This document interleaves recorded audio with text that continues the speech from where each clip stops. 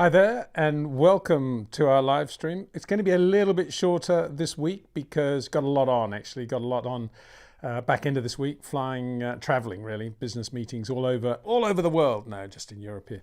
Anyway, welcome to the live stream wherever you are. I hope this time zone's not too uncomfortable for you. I'm sure it is for some, might be easier for others, should be. And thanks for joining us. This is your chance to express yourself, ask some questions, comments, whatever. I'm here just to I'm just going to monitor them really, and might try and add a little bit to them from time to time. So with no more ado, let's just have a look at what's been going on in recent times. We've seen the Sauber launched at the Guildhall in London, quite a dramatic place to launch the Formula One car. Look at that, amazing colours on the car, black, and I think it was quite recently that I was saying I wish we had more green stroke. Oh, that was yellow actually, I said yellow, but also green. I've always loved sort of bright fluorescent green, and pleased to see Sauber Steak F1, I think as they're now known, doing that. And this is prior, of course, to the Audi, in theory, the Audi takeover of Sauber, which I'm sure it will be, as I say, the slight delay, I think, in the second tranche of share purchases on that one. But anyway, quite a nice looking car. I think all that green, you can see a little bit of green on the banner below me as well. So it's a good colour, I think. Craig Scarborough will be doing quite a lot of our analyses of the big team new cars as they come along in the next couple of weeks. So watch out for that. Great videos we'll be doing with Scarbs, hopefully. Well, great input from Scarbs. Well, the videos will be great. It's up to me, of course, but I think they'll be okay. So this is Scarbs. I've taken this off his Twitter feed, and if you haven't subscribed to that, do so. It's really, really good. And Scarbs is very good, I must say it. Not only putting his own stuff up there and his own observation, but actually retweeting a lot of stuff from everybody else. He's very discerning there and does a very good job. Anyway, very nutshell, typical Scarbs, totally summing it all up. They've gone to pull rod front suspension, still got push rod at the rear, but they've gone to pull rod at the front. That was quite a big design change for Sauber.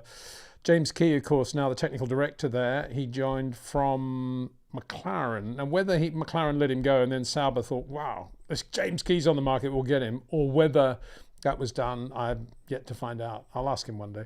I suspect it was the former, because there was a sort of bit of sweeping of the floor, wasn't there, at McLaren? And I said at the time, as did Scarbs actually, you know, James Key, very talented guy. I'd be surprised if nobody doesn't take him up pretty quickly, and that's what's happened. So he joined sort of halfway through the gestation of this new car, the C44. But he would have had some input on it, and it looks pretty neat and tidy, isn't it? Conventional underbite side pods, says Scarbs.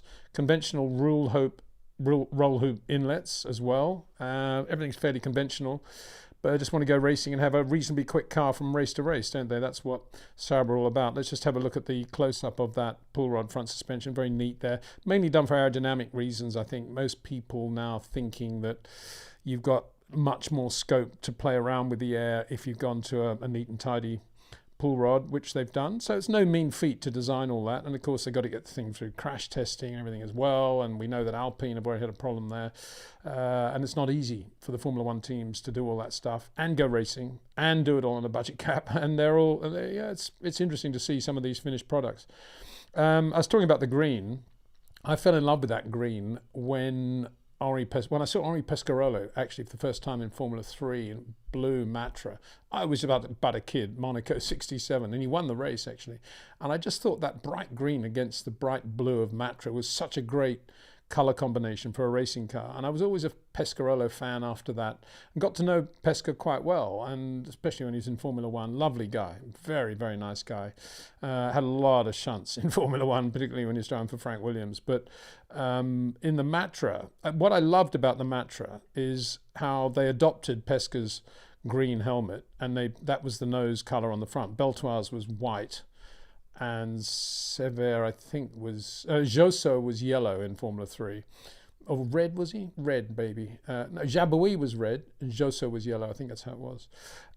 Anyway, I just thought that was the nicest looking thing. That's the Matra MS120C, and that is at Jarama, actually, in Spain, Madrid. Spanish Grand Prix at Madrid, 1970. But isn't that a great car? Isn't that a great colour combination, first of all?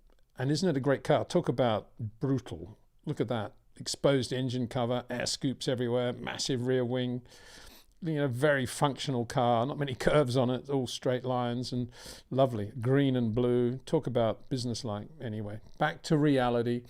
Thank you very much again for joining us. So let's, with no more ado, I haven't got that much time today, so sounds a bit pretentious, but I don't really. So let's get on with questions straight away.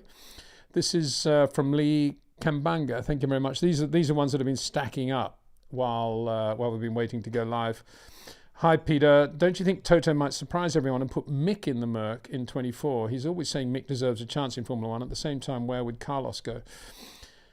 Yeah, when Toto was saying that stuff about Mick, I just got the feeling that he was saying it because he was trying to help Mick get a drive. I'm not sure he was ever saying it with real conviction to the point where, and if I get a chance, I'm going to run him at Mercedes because I think he's that good. I just felt it was like, come on, guys, give Mick a chance. We've done a good job over the past year in the simulator with him, and he deserves another opportunity. I think it was more that.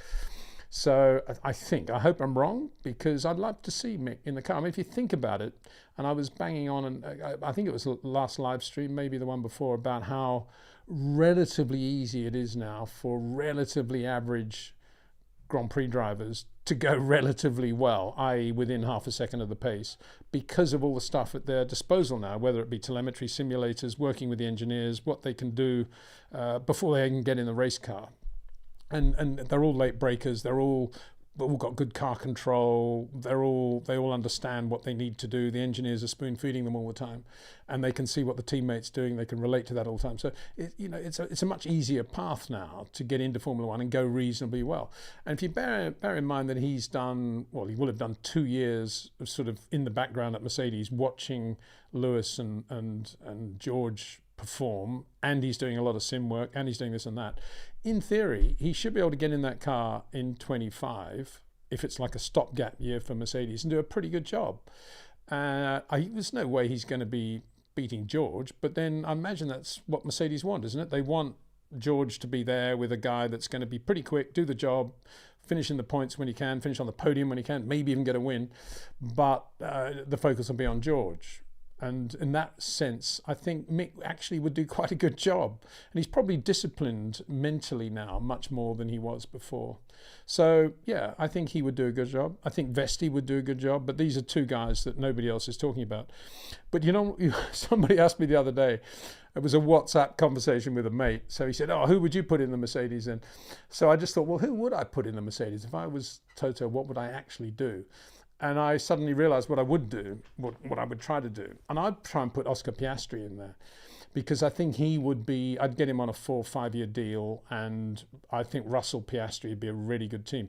Now, I hear you all saying very loudly, but he's under mega contract at McLaren. Of course he is, but there's a price for everything. And we've seen changes take place with payments before, and assuming Oscar was happy to go along with it, if you came up with a number, let's say, for example, 50 million, that Mercedes paid McLaren for the services of Oscar Piastri to release him from that McLaren contract, and then they negotiated their own deal with Oscar in terms of retainer and everything else, and it was a 5-year deal, and he's a factory Mercedes driver. Not a bad deal. Certainly a good deal from Oscar's point of view, I think. And we'll get onto that in a second. But I think not a bad deal from Mercedes' point of view, because it's a very, very strong team. And if Kimi Antonelli, it turns out to be the next Ayrton Senna, as everybody's saying, you'd then put him alongside Oscar, I think, because you'd be saying by definition, well, we don't think George is good enough to be the next Lewis. And I think Oscar would be the way to give you the team that sort of stability. So I think he's that good. Of course, none of that will happen. But just going back to the McLaren thing and the way McLaren would view it, actually, if they thought about it, if Zach thought about it, he'd possibly think this is not a bad thing, because we've committed massively to Lando now, long-term, big money. He's the future in his mind, in Lando's mind.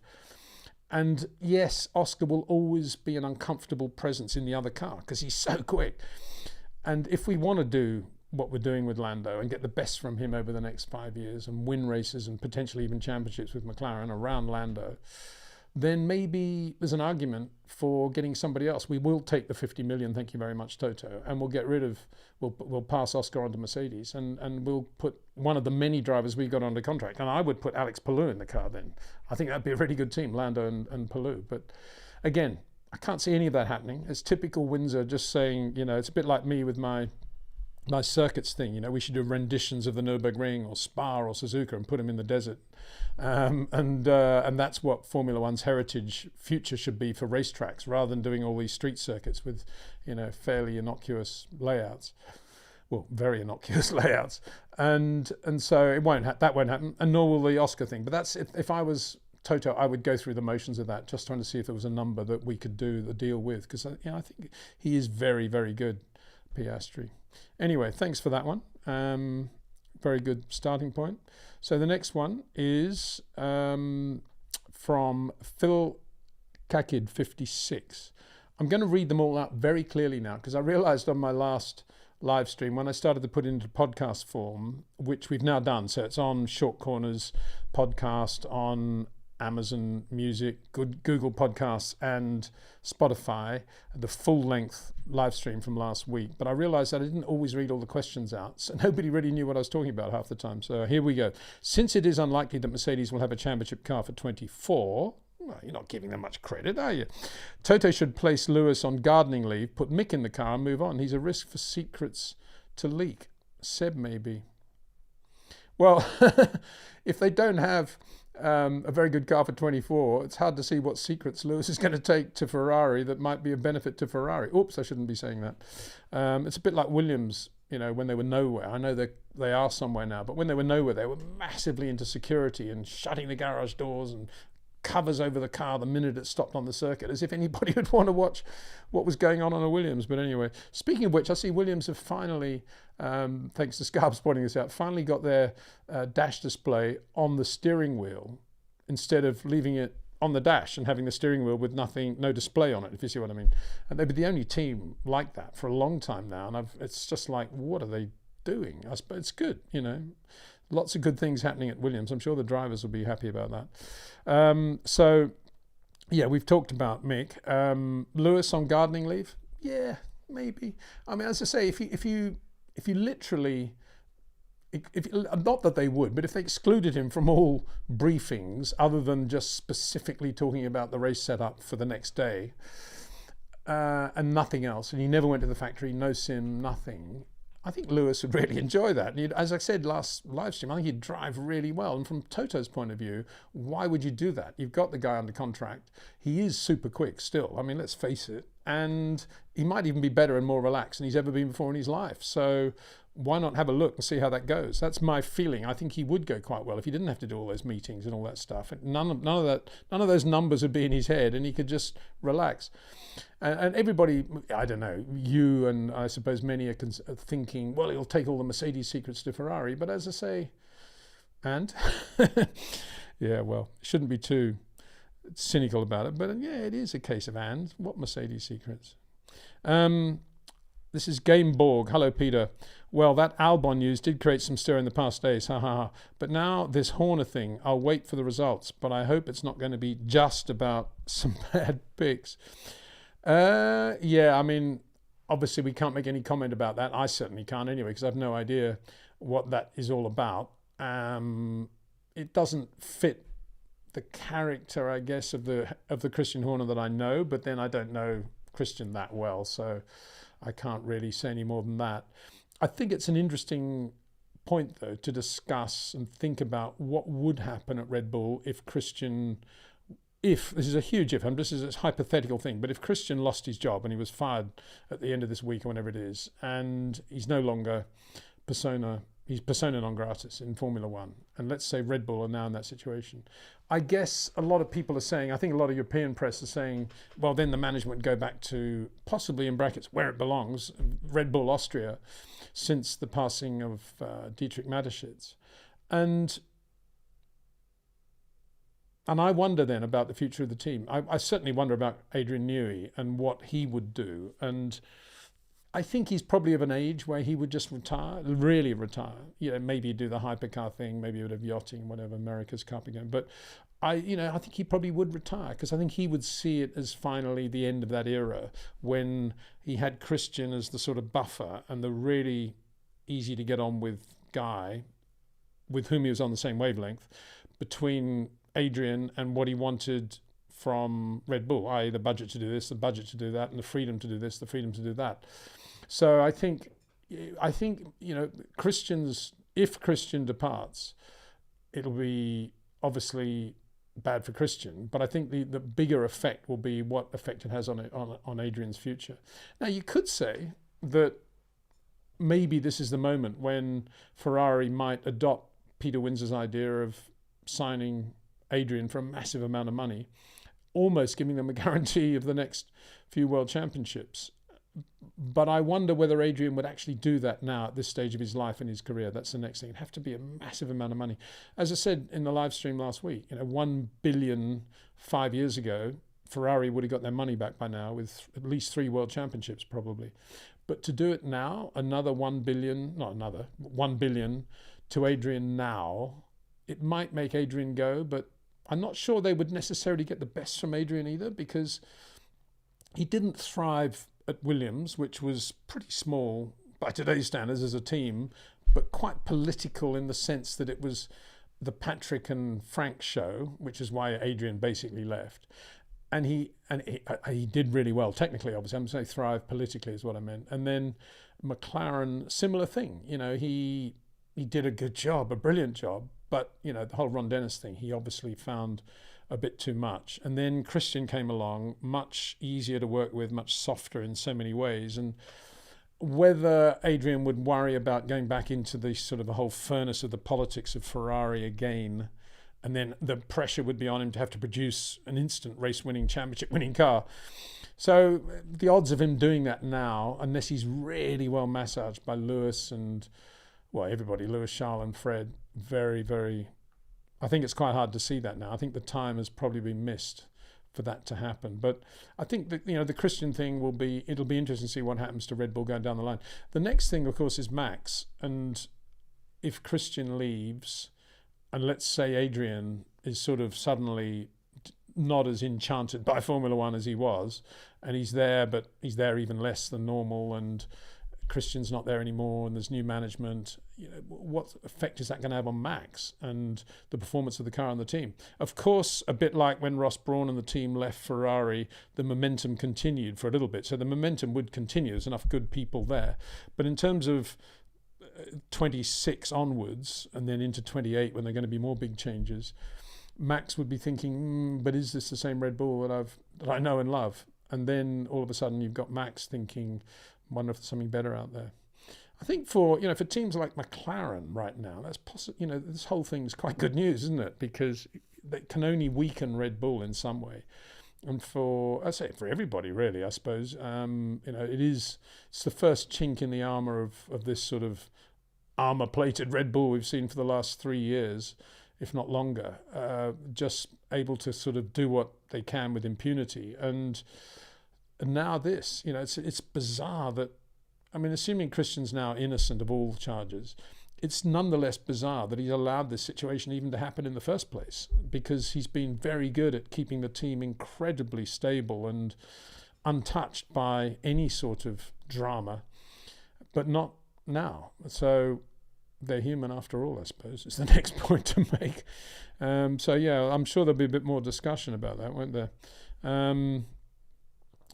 So this is the next one. I think this is the same gentleman, Gameborg. We would almost forget about the Lewis switch. Oh, well, it's been a slow week. But yeah, the stake livery looks good. It'd be nice to see the bright green on track. Yeah, I'm glad you agree with that one. I think we've had a super chat in as well. Let's have a look at this. Going to this one. Looks very nice. Thank you. This is from Nico's Mirabeau Miracle.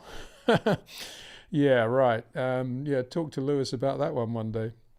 Greetings from Medellin. Oh, I wonder who this is. This is from Osman. Hello, buddy. Peter, wouldn't it be ironic? Names you come up with, Osman, just brilliant. Wouldn't it be ironic if Toto ends up giving my Valtteri to George when he was not prepared to do so for Lewis? Own goal. Yeah. Well, that would be extremely ironic. I can't see that happening. And if they're thinking we need a Valtteri in there for a year, there are plenty of Valtteris out there now, aren't there? I mean, they could run, I don't know, Kimi Räikkönen. What about the other Kimi? And then you could have the other Kimi joining. You have two Kimis in the same team, K squared. No, you can have Sainz, I would guess.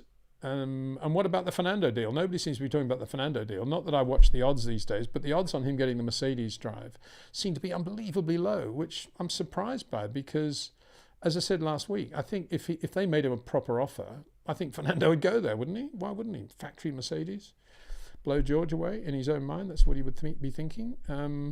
I've made it back, but yeah, I don't know. I can't see Valtteri getting that drive. I don't know why. Maybe because he's probably thinking I want to be there for the whole Audi thing as well. And do I really want to be driving alongside George Russell? It's probably what he's also thinking. I don't think he would want to drive alongside George, to be honest. So, but anyway, thank you very much indeed for that. Nico's Mirabeau miracle. Brilliant. Love it.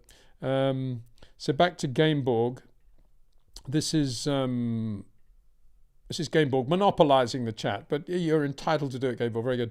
I meant this media circus over a bad pick. That would be too much. But if he did more than that, he should resign. But otherwise, I think an apology would be more reasonable. I don't know. I don't know how far that is on the edge of what's socially acceptable these days, politically, socially acceptable. I mean, when you're in that position, why do anything like that? You know, you're setting an example to your employees apart from anything else. A bit like Max when he was president of the FIA. I mean, why even think about going down any road other than the correct road of behaviour, bearing in mind if you're the president of the FIA, and to some extent if you're the team principal of Red Bull, how various countries around the world, bearing in mind Formula One is a massively global sport, view these things very differently from one country to another, and everybody needs to be aware of that. If we love talking about the globality of Formula One, we should be very aware of the global audience that we're performing in front of. So yeah, I'm not sure I agree with that. I think, you know, if it is that, I think that's pretty bad, to be honest. So M.A. Khan, another regular. Hello, M.A. Khan. I hope Leclerc gets the credit he deserves if he beats Lewis. Having seen Lewis against Russell, I don't think Lewis has the one-lap pace to start ahead of Charles, who's quicker than Russell.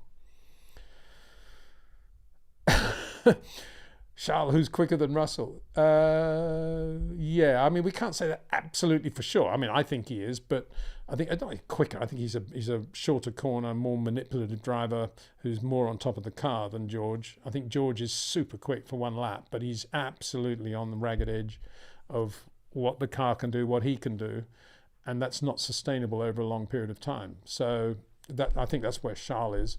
But yeah, I don't think Lewis is as quick as he was in his absolute peak.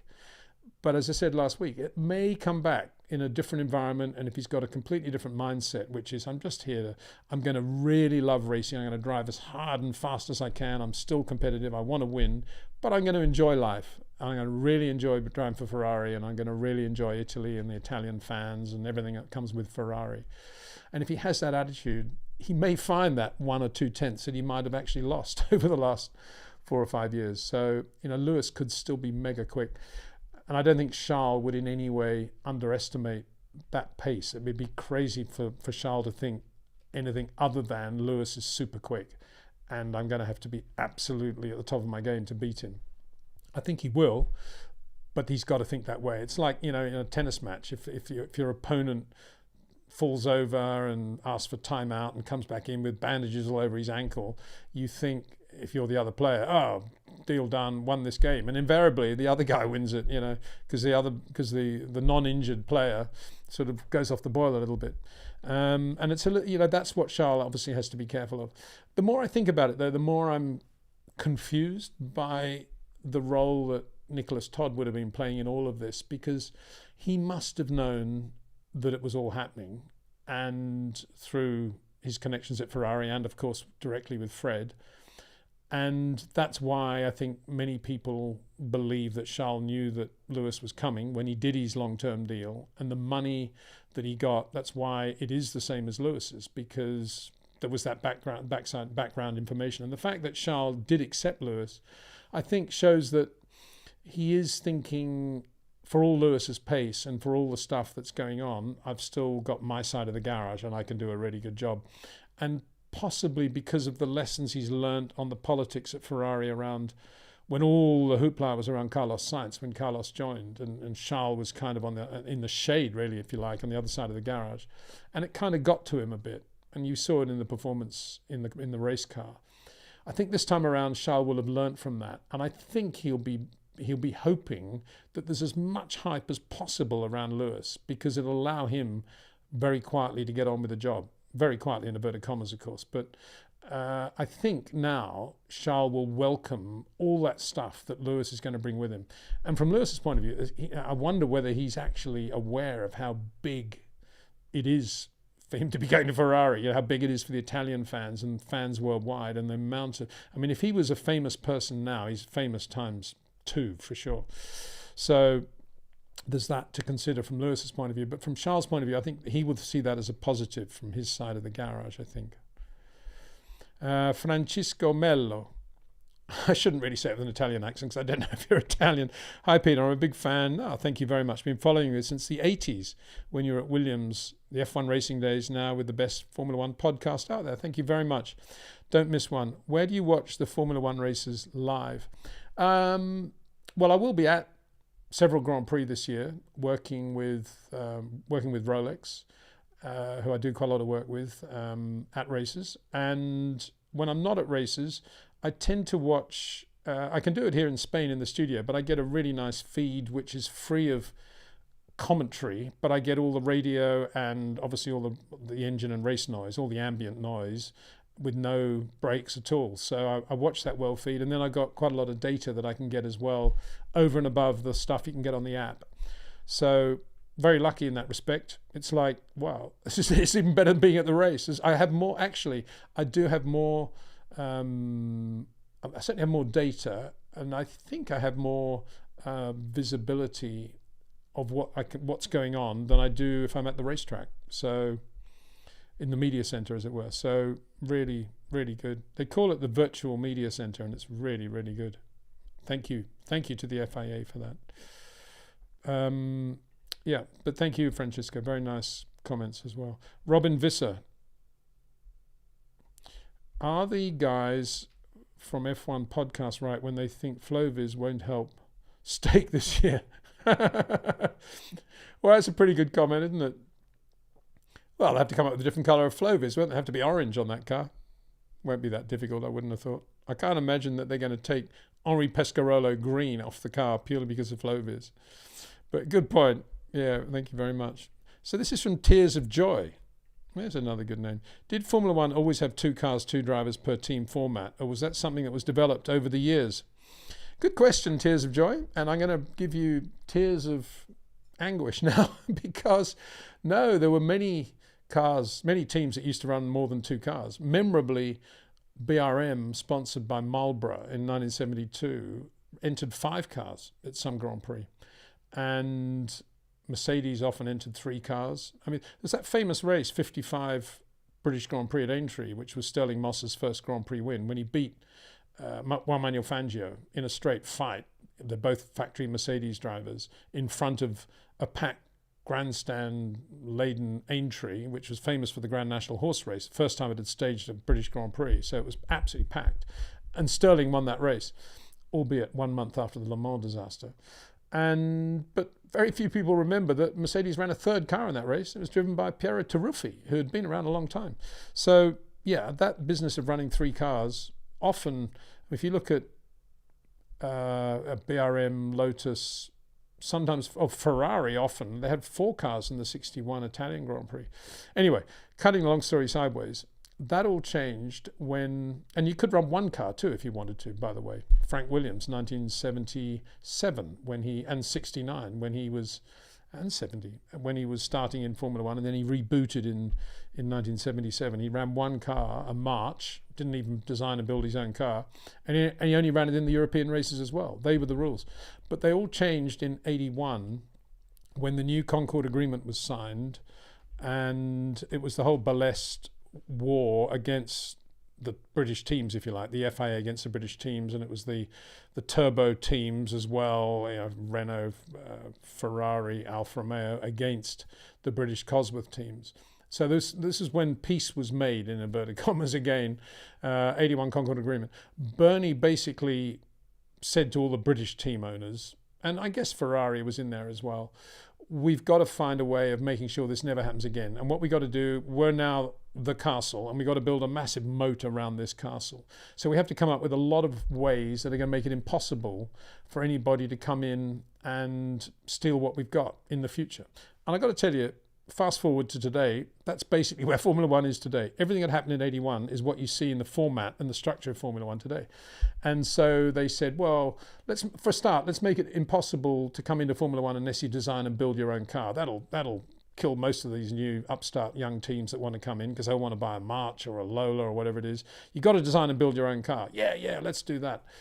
And then let's do another one. You've got to run 2 cars in every race. Yeah, Frank, I know you only have 1 car, but you've got to run 2 from here on. That's a big ask. Oh, yeah, let's have that. They'll find that really difficult. 3, oh, you've got to do every race. Wow, that'll be a big ask. Okay, let's put that in as well. And don't worry, I'll get you the money to enable that to happen. So they came up with all these rules that basically were there to stop other people taking away their loot. And here we are today with the same set of rules. And it's why you don't see those rules in IndyCar or anywhere else. It's all there to protect the teams. And that's why the Andretti application has been rejected, because the team said, no, we've got our own thing here. We don't want him because it's going to make our cake a bit smaller, the slices of our cake a bit smaller. So, yeah, forget it. Unless they want to buy one of our teams, our franchise, and then we'll do it, of course. And so that's where we're at. So from 81, they have had to run 2 cars in every race, and they've had to do, in theory, they've had to have this DNA that they have to design and build their own car. But as I said last week, it seems bizarre to me that they've allowed Haas for so long to get away with Dallara building the Haas. Okay, it's not designing the Haas, but they're building the Haas for Dallara. And that basically cuts against everything that's in the Concord Agreement, in my view. I seem to be the only person concerned about that, but it seems odd when you think of how many teams in the past in real trouble might have wanted to have gone to Dallara and say, look, do us a car, and they didn't do it because the rules didn't allow them to do it. They had to design and build their own car. So it's the only form of motorsport in the world in which you have to design and build your own car, even to enter the championship. And that's where we're at. And so, yeah, since 81. Michael Lawless. Thank you, Michael, for the question. How much engineering talent will Lewis bring with him from Mercedes, or how magnetic will he be for Ferrari recruiting in general? I don't think it'll change that much. I think, we've talked about various engineers. Serra has left last December, went from Mercedes to Ferrari. There have been a couple of others, I think. Mercedes lost quite a lot of engineers, more than Red Bull have. Not necessarily to Ferrari, I'm just saying in general, to other teams. I think Ferrari right now have probably got a pretty good setup. And I think if you're a young engineer, a young Italian engineer, vehicle dynamics engineer or CFD, whatever you are, and you were thinking before, I'd like that. Ferrari made me an offer, but they've only got Leclerc and Sainz. I think I'll go to AlphaTauri. Now Lewis is there. Would you think, oh yeah, I'm going to go to Ferrari now? I don't think it would make any difference to somebody in that situation. I mean, the engineering department is very separate from the political real world of, I say real world, political outside world of Formula One. They think in terms of their own requirements and what they have, their own disciplines, and they don't interface in terms of, oh wow, they've got this driver or that driver, or this driver's not going that well. The engineering just carries on, and I don't think Lewis joining will necessarily make much difference. It's up to Freddie Vasseur. As I say, the biggest thing he could do would be if Adrian's slightly nervous now about what's going on at Red Bull, is possibly try to get Adrian or somebody quite close to Adrian maybe. But as I said before, I think the time of life now, Adrian making that step to go to Italy, I can't imagine he would do that. So I think in terms of the people that were going to go to Mercedes, let's go to Ferrari from Mercedes with Lewis, they're kind of already there, stroke going. And don't forget, a lot of those good people are on long gardening leave contracts as well. So even if they did want to go, it would, from now, this point onwards, it would be at least 2 years before they could start at Ferrari, if not longer. Good question, though. Thank you very much. LA Flame. Yeah, I mentioned this before. Do you think Gasly would be a good fit for the second Mercedes? I do, and I've mentioned this before. And I seem to be a lone voice, but I often include Gasly in the tier just below those top three that I talk about often, Lewis, Max and Charles. And I think Gasly is getting quicker and better and more confident all the time. And I think he's a really, really good racing driver. And I was going on before about the Oscar Piastri thing. I think that could work well with Gasly as well. Gasly Russell would be a very, very strong team, in my opinion. But yeah, it might happen. It would be obviously a much easier deal to do politically and financially to get Gasly out of Alpine into a Mercedes. But would it happen? I don't know. I mean, Gasly wouldn't want to go for 1 year, that's for sure. He'd like, if it was a Piastri thing, you'd want to do at least a 5-year deal if you're a Gasly or a Piastri. And that sort of kind of puts the kibosh on the Kimi Antonelli thing. I can imagine Oscar with Antonelli, but Gasly Antonelli, I'm not so sure Mercedes would be confident with that. So, yeah, interesting times, eh? Folk Leiden. Will Lewis force Ferrari to change the car colour? Well, he did so at Mercedes, didn't he? I mean, force. I think he suggested it to Toto and said, I think we should do this, and they all kind of went along with it. And that was when they were the good old days, when Toto and Lewis were so harmonious. We did have a black nose on the Ferrari, didn't we, when 9/11 happened? And Ferraris have raced in blue and white. 64 Mexican US Grand Prix, when Enzo Ferrari was having a massive punch-up with the Italian Automobile Federation, who refused to homologate the beautiful Ferrari 250 LM as a GT car.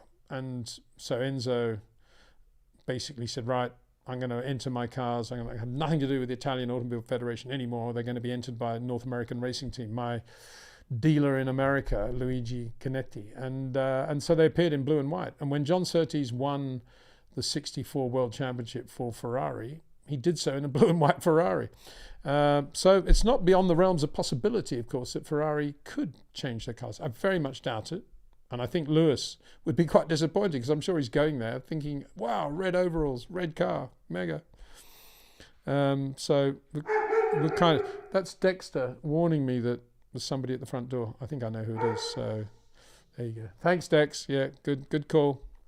David Brown. This isn't David Brown in America, who I've done an interview with recently about the great days of Nigel Mansell. It's on our podcast if you want to see it, Short Corners.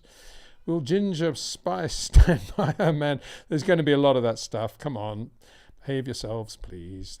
Yep. Right, next one. Aaron Lee. Hi, Peter. Is Charles and Lewis the best driver lineup in the history in terms of total ultimate short corner driving skill? Probably not in terms of team balance. Also, you've said that Fernando, it looks like there's another question coming up here. Fernando isn't the best qualifier, but why is this? Is it more mentality, mindset that separates qualifying and race specialists, or more technical driving factors? Yeah, I think you'd probably say that Charles Lewis is the greatest short corner combination. I mean, Fangio Moss had to be pretty near it, didn't it? Although I can't say with my hand on heart that that Fangio's corners were as short as Sterling's, but I don't know. Sorry, just getting my mental. Yeah, going back to Fernando. Well, the reason Fernando is super, super quick is because he has so much agility. And you see that constantly, everywhere, every corner really, when you're on board with him. He's the one bloke you can really see a lot from on board, as distinct from Max, where a lot of it is hidden with the footwork. With Fernando, you can see that initial jink on the steering as he's going into a medium speed quick corner, a bit like, I don't know, turn 9 in Barcelona.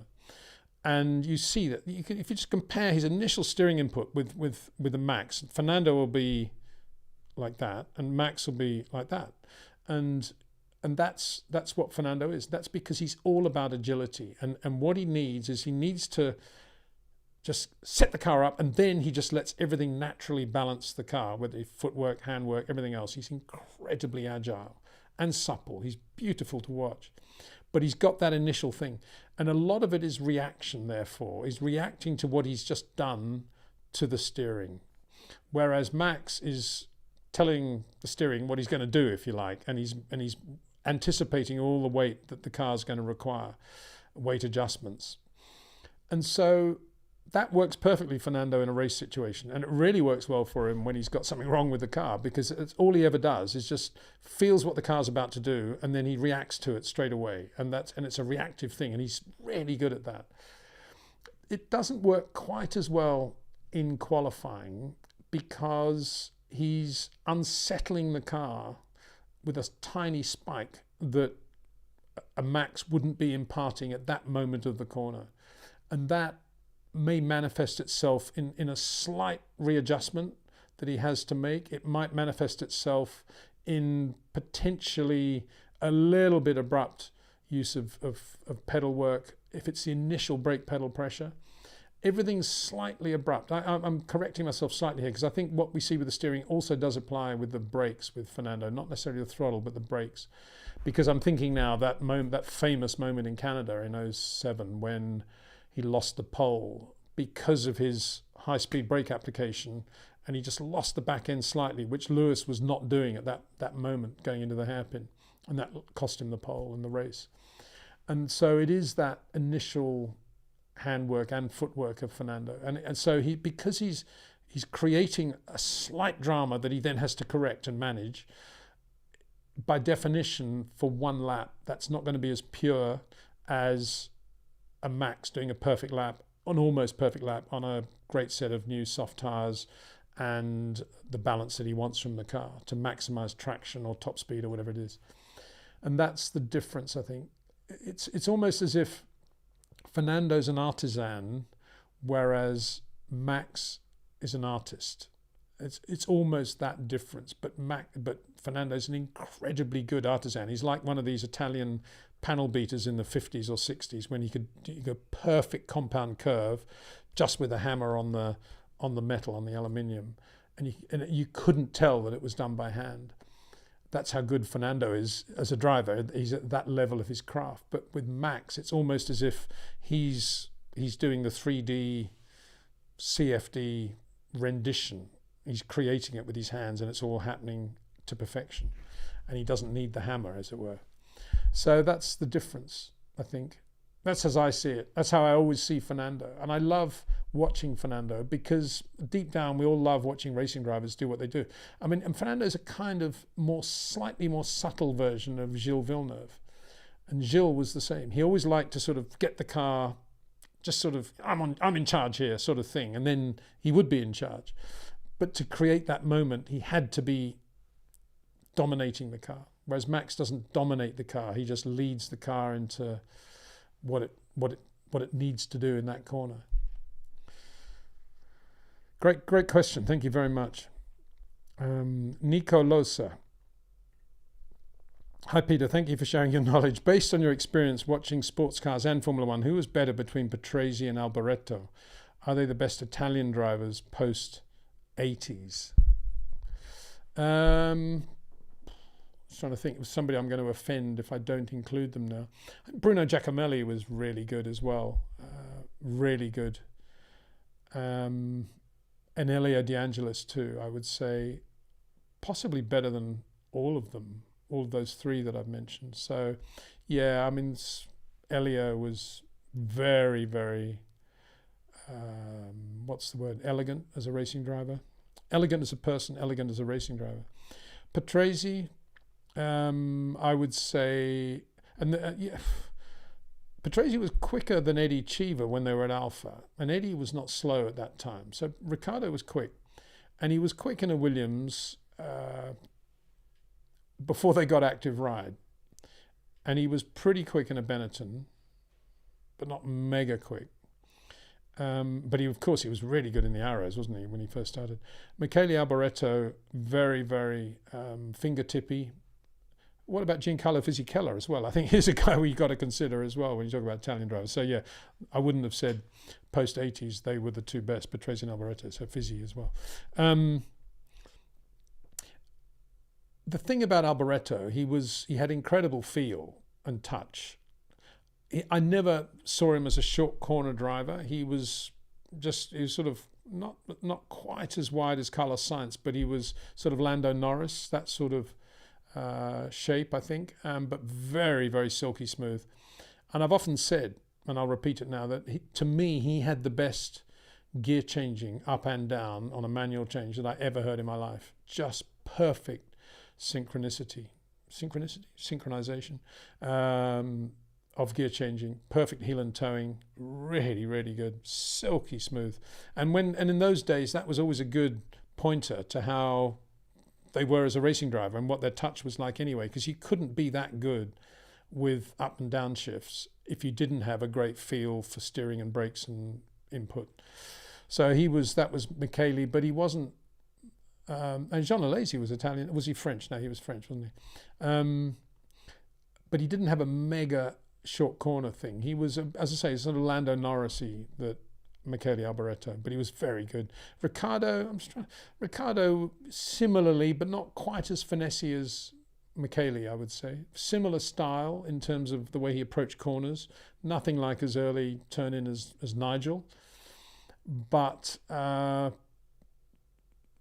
not bad. Yeah, very good. Very, very good. I mean, I'm sounding a bit patronizing now, but I was trying to think of an equivalent. I'd say Esteban Ocon would be a similar sort of thing to Riccardo Patrese today. Similar sort of pace, quite capable of winning Grand Prix, and very professional, very professional. Yeah, Fizzy was good though. Fizzy was probably the best of the lot, I think, of that period. Very, very good. Very good in a number of areas. Good question. Yeah, I'm sure there's somebody else I haven't mentioned as well, but yeah, all these best of, I keep saying I'm not very good at those, because there's always going to be somebody that I should have included and didn't, and think about later. Gandalf the Fool. Hello, Peter. Hope you're doing well. No questions. Just wanted to say hi. They're the sort of comments I love. Thank you very much, Gandalf. Nicola Loza again. This is, hi, Peter. How good was Bob Volek? Would you rate him as one of the best sports car drivers in his days? Yeah, I would. He was really good. You know, Wallach in a 911, whatever it would have been then, Porsche. You'd always think, yeah, that car's potentially going to win this race and a million others. Bob was a really good guy, softly spoken, didn't seem to say that much, but bright, nice smile, cool guy. Not slow in Formula 2. When he was driving for Rondell, for Ron Dennis, he was up there big time, and he was... I was trying to think of a comparison now. It would be, I would say Bob Wallach would be, again, he'd be sort of Esteban Ocon talent level, very, very quick. Maybe not quite that quick, actually, if I think about it. Probably more, dare I say, Lance Stroll? Yeah, that sort of level, probably. And so sad what happened to Bob. I still think about it today quite a lot. I mean, I don't know if you know how he passed away, but he was doing the Sebring 12 hours. And I don't know how many people have been to Sebring, but between Sebring town and Sebring circuit, there's the usual sort of US national road with no, in those days, and I think probably today, no curbs, no footpath. It was just a sealed road and then just gravel on the side, pretty narrow.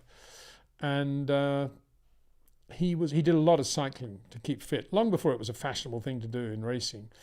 And he was he was on a bicycle before the 12 hours, just going for a fitness ride one evening, and a guy in a Winnebago sort of was passing him, but there was presumably something coming the other way, and just basically clipped Bob, and that was it, pushed him off the side of the road.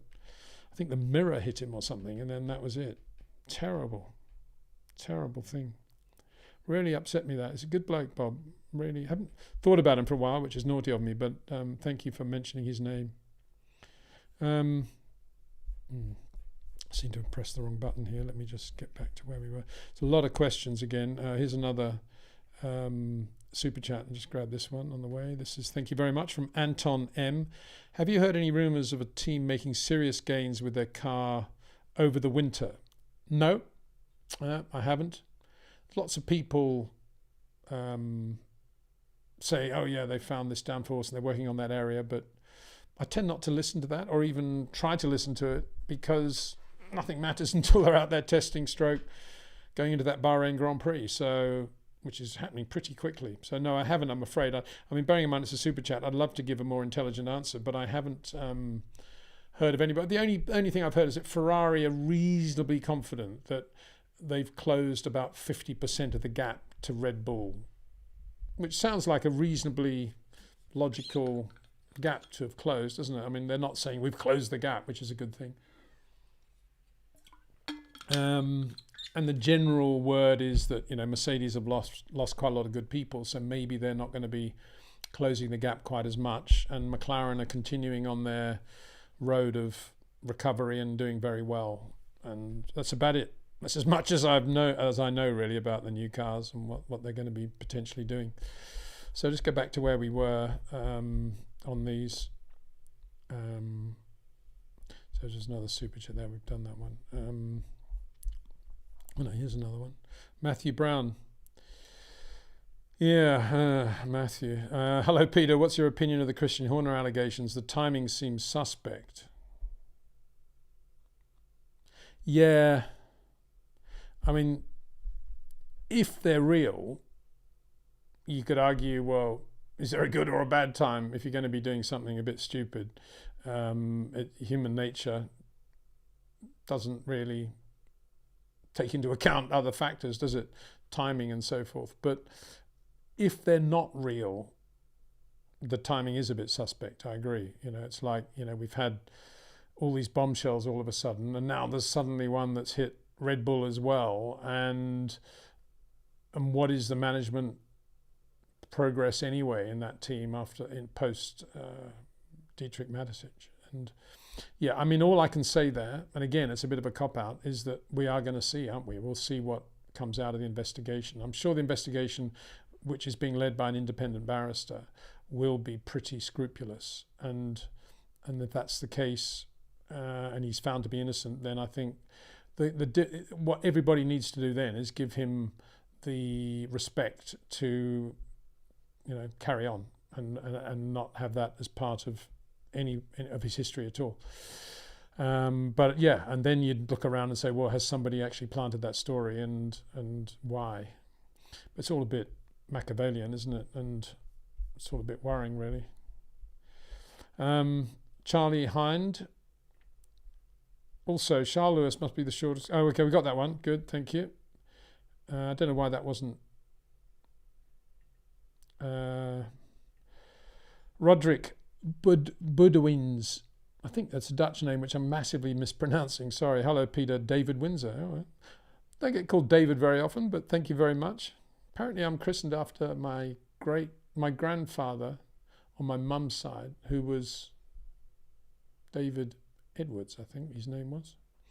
Very famous at the time. He's quite a famous military general, I think, in Scotland. Anyway, enough of that. Will you be going to any of the races this year? Love your videos, by the way. Thank you very much. Yeah, I am. I mean, the first race I'm going to go to is Melbourne.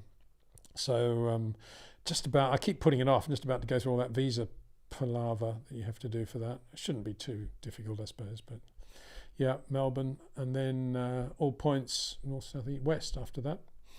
Europe, yeah, go to a few for sure. Probably go to the Italian Open Golf as well, which falls between two Grand Prix in Rimini, very near Imola, and probably the Spanish Open, not too interested, and probably the Andalusia Masters as well. There you go.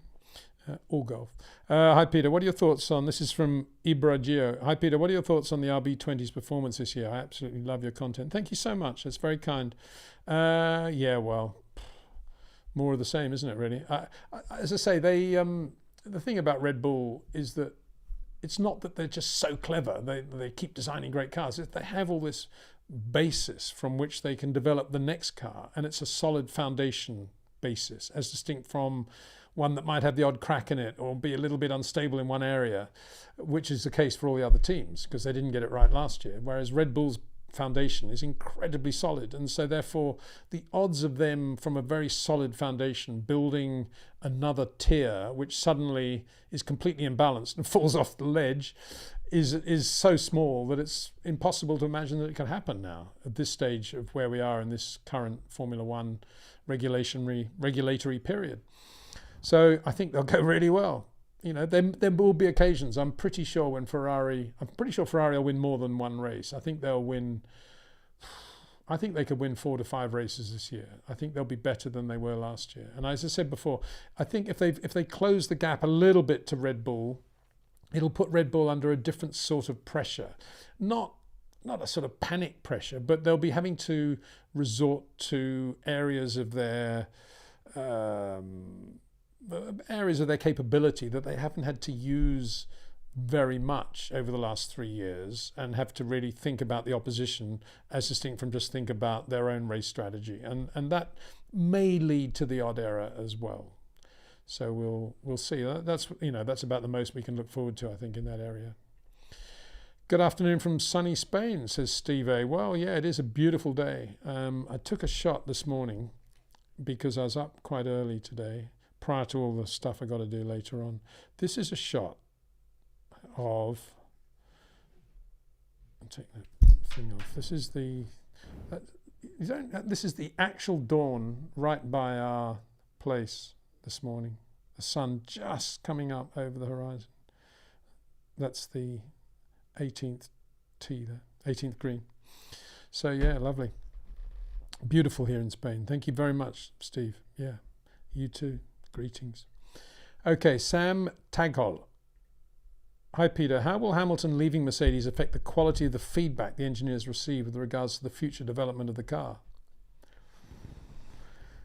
I don't think it'll affect it that much, on the basis that if Lewis has been giving great feedback, let's say ever since 2022, since the new regulations have been out, it hasn't had much effect on the performance of the car, has it? Because it's still not a very good car, which either means they're not listening to him, or there's a limit to how much feedback a great Grand Prix driver can give to the team anyway. As I've said many times, and I'm very happy to repeat the point, I'm not a great believer in this Formula One driver's super quick, but this one's maybe not quite as quick, but he gives great feedback. I think those days of great feedback are well and truly over, because all you really want from a racing driver, if you're the engineering team, is consistent performance on the absolute limit of the car. The telemetry tells you all the story.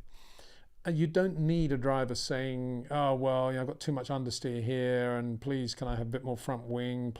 If you know that if you put more front wing on the car, it's going to make the car 9 miles an hour slower in a straight line, all those calculations are already made, and Lewis is driving, and the numbers he's giving you basically dictate where you want to go.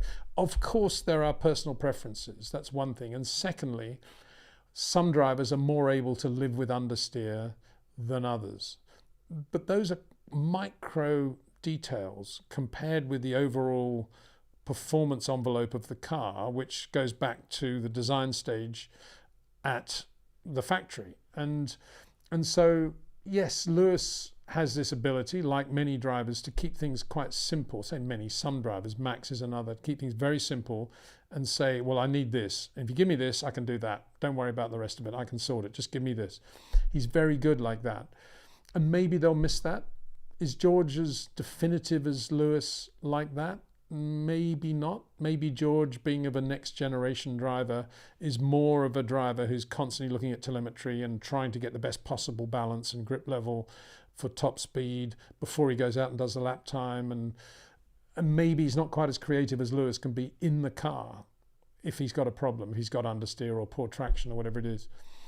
So maybe they'll lose in that area. But in terms of the overall concept of the car, I don't think it'll make any difference, because, as I say, if it was going to make a difference, we would have seen it with Lewis making a difference in the last 2 years, if you see my point. Another super chat, I think. Let's have a look. Yeah, this is one. Let's have a look. Thank you very much for these. Dinesh Srivatsa. There you go. Got it. Thank you. Do you think Lewis being in a Ferrari will help Leclerc or break him? He's been known to buckle under pressure. This is Charles. Made mistakes against Max in 2022. I think 26 will decide Leclerc's future in Formula One. Yeah, I think he probably will have learnt from that stuff, and I think he's a better driver now than he was. He finished the year pretty well too. And I think, as I said earlier, I think Lewis's presence will be so massive at Ferrari that Charles will benefit from being in the quiet, shady side of the garage, if you see what I mean. And I think he'll know the key here now is just to get on with it and do his job and work with his people. And he's quick enough to win races and win the World Championship if the car's good enough. So I don't think Lewis is going to push Charles into errors. I'm not saying that they won't clash wheels or whatever going into the first corner of any given race fairly early on into their being teammates, and that could well happen in the same way it could happen with Lewis and George now. And whether Fred Vasseur is more able to manage that situation than Christian Horner or Toto Wolff, who are not very good at managing those situations, I don't know. We'll see. It'll be one of the first times we will have seen Fred having to actually get involved like that. But yeah, that's if they're on the front row of the grid and they're going down to the first corner in Barcelona and they're absolutely side by side, that will be, no one's going to want to give way to the other, are they? I think Charles will probably break a little bit later than Lewis, probably, in that situation. And Charles are tough, I know Charles made mistakes, and a lot of people judge him on what we've seen relatively recently in Formula One, but just remember that race he had with Albon and Formula 2 at Abu Dhabi, the decider, when he was just bashing Albon off the track from side to side. I'm astonished he didn't get any penalties in that race. And that's how tough Leclerc can be. And he'll be even more tough now with Lewis joining, won't he? Because in theory, this should be his period at Ferrari, and he needs to beat Lewis Hamilton. But he'll be tough. Whether he'll make just sort of ridiculous mistakes anymore, I doubt, but he'll be super tough, that's for sure. Lagos says, how do you see the situation at Red Bull unfolding? Newey to Ferrari, will Max leave if the team is divided by internal politics? Yeah, well, I've touched on that already, and I think if there's a moment now when Ferrari could say, well, we made a mistake not making Adrian a huge offer 5 years ago, as Peter Windsor suggested. But anyway, we'll make up for it now by offering him another huge amount of money to see if we can get him, because obviously at Red Bull things aren't quite as stable as they were. But I don't think Adrian will do it now. I think he's at the stage of his life and his career when I don't think he would want to take a huge bite of Italian politics every breakfast for his breakfast. And I think he'd just see it as too much hassle. And there would also be this expectation of him delivering this championship-winning, race-winning car, which doesn't happen overnight. And you've got to have the right people, and you've got to recruit the right people if you're Adrian Newey. And that may not be at Ferrari either. It's not just a guy going in and magically creating a car that's going to be quicker than everything else. Everything is logical and everything is systematic in Adrian's world as well. So it wouldn't be quite as simple as just going in and do it. So on that basis, I don't think he would go. I'm ready to be shocked. Max leave? Yeah, I think Max will, obviously, if things change and Christian is no longer there, which is a big if, I'm just hypothetically looking at it, would Max then start to think about driving for someone else or consolidating Red Bull in a way that works as well as it has? Yeah, obviously it would change things from Max's perspective, and whether or not he then thinks about going to another team, or whether he thinks about trying to help Red Bull get the right engineer, or encourages Adrian to stay on to get the best from Adrian and kind of takes over the role that Christian Horner was playing there. That'll be interesting to see. I think Max might do that, actually. And I think if Christian is out and Adrian's suddenly looking a little bit lost and befuddled, I think Max is bright enough and good enough with people to start putting his arm around Adrian and say, come on, we can do this. Let's keep going. You tell me what you need. I've got a direct line to Red Bull. If you need another X amount of whatever, budget cap, then I'll get it for you. So I think Max might rise to that occasion, actually. I think he's a lot more worldly wise in that sense than people possibly give him credit for. So Fabian Gonzalez. Hi, Peter, from Sydney. Good evening from Sydney. Hello, mate.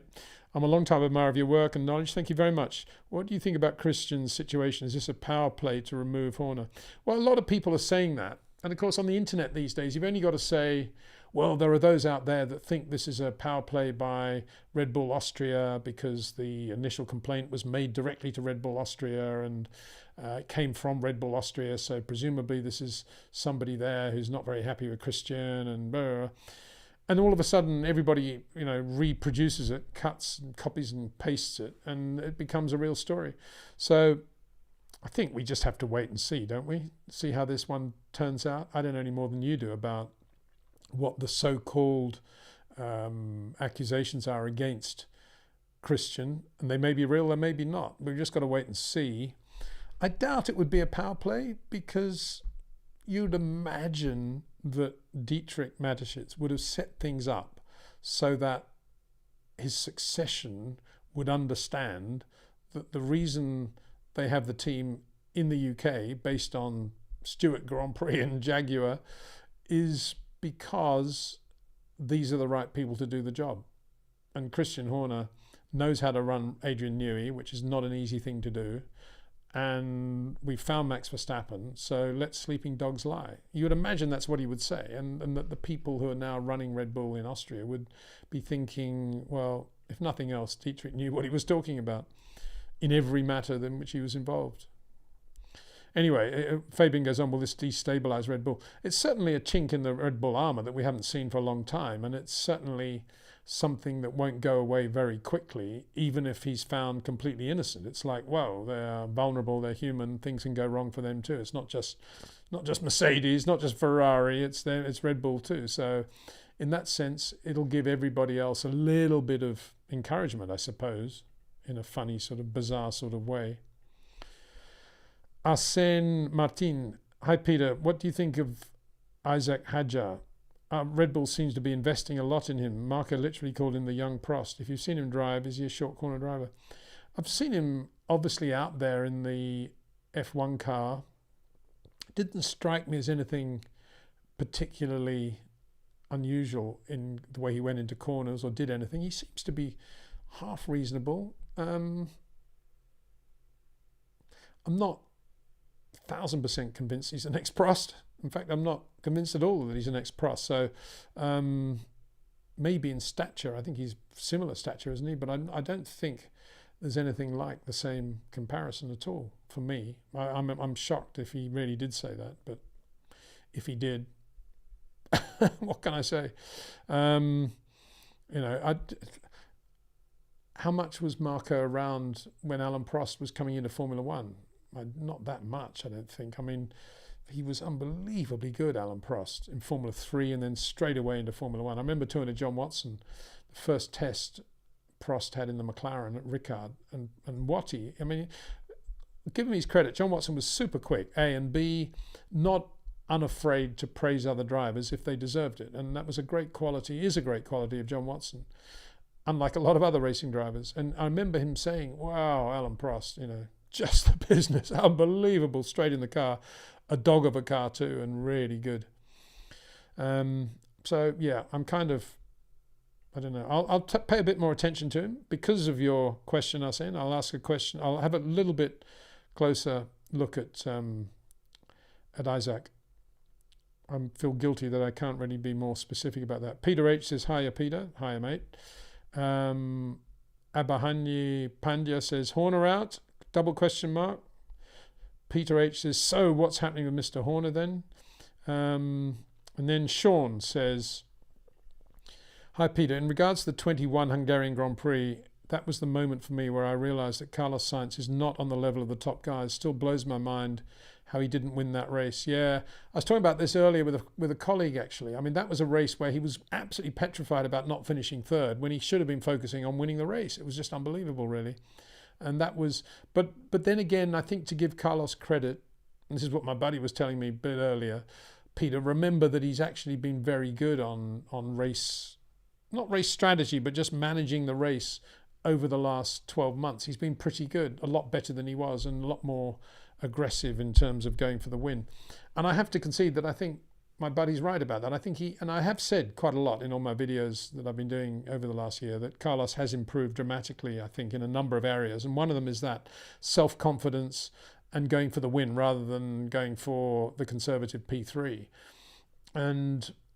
And that's a good thing, obviously. And he's doing that without making the same sorts of mistakes that he used to make as well. Yeah, he's had to come back a little bit with his driving, and he's not mega quick, but he's pretty good now at managing the race situation and sometimes overriding what Ferrari want him to do with tires and so forth. So I think he's doing quite well. But yeah, that was not a good drive by Carlos in Hungary. And of course, that was the race that Esteban Ocon won. And that's the race where Max Verstappen certainly could have been second or third, might even have won it, had Red Bull's strategy been anywhere near normal and logical, and they'd put him on slicks at the restart. There was nothing to lose, as I said in the last thing. So whenever anybody says to you, oh yeah, Ferrari strategy terrible, remember what Red Bull did with strategy in that race. Not good at all. Abdallah Al-Mazrei. Hi, Peter. Hi. Okay. Thank you very much. Anonymous says, thank you for the live. And Anonymous says, what will happen to Horner?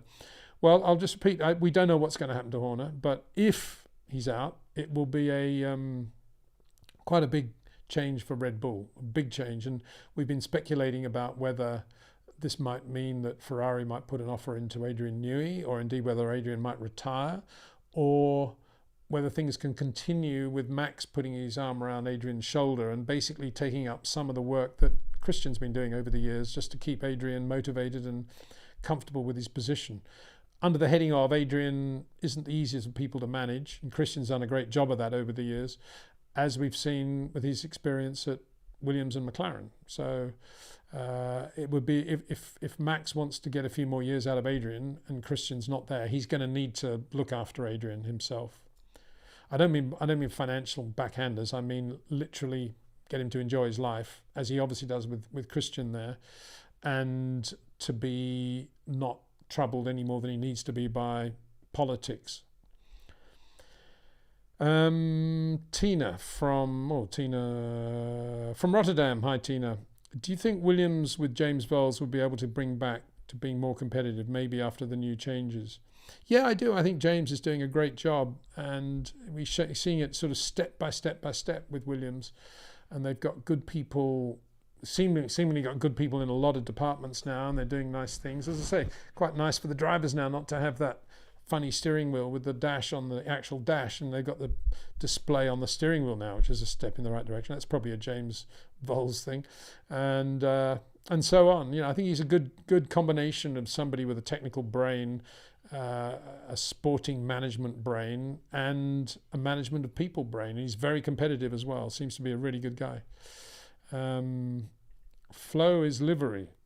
Yeah, that's right. The VisFlow green. That's from NASA KH. The Flash Kick Sauber. Hey Peter from Joe Code. Okay. Ivan Borg is being a bit naughty here. Probably his afternoon drinking game shot every time Peter says short corners.